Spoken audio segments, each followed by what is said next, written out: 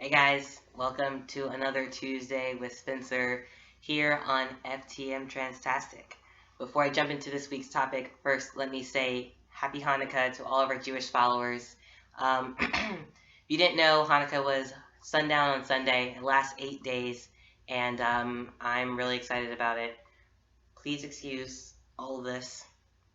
Um, it's it's a work in progress.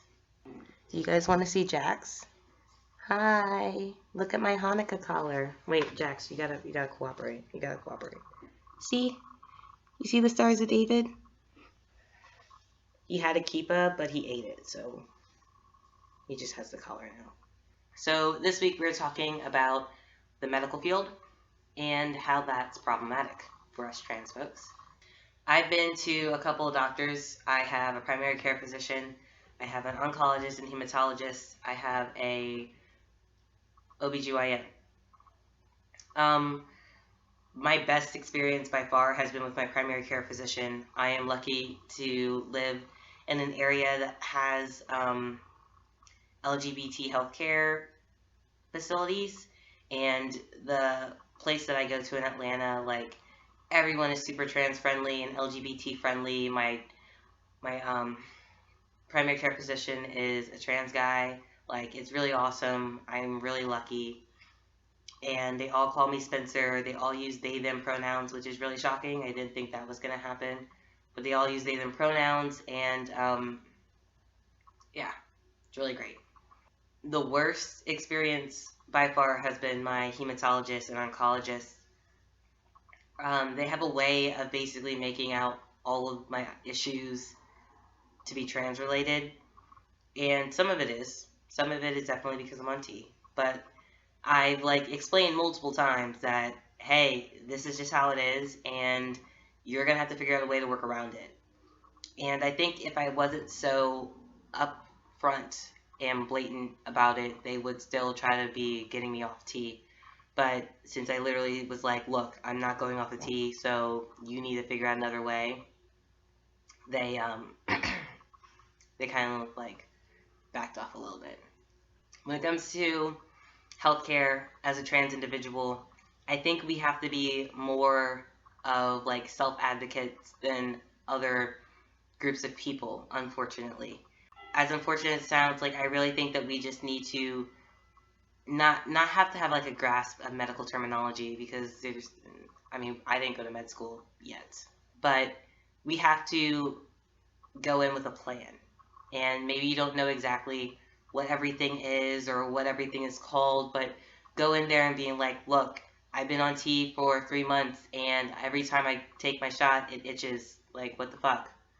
Or, just have an understanding or look up your symptoms or something. And I'm no way saying that we should self diagnose. I do not think people should self diagnose themselves. I think there's a difference between self advocacy and self diagnosis. Advocacy is knowing your symptoms, looking into research about what your symptoms may be, and suggesting that you may have this. Self diagnosis is looking at your symptoms and saying that you have this.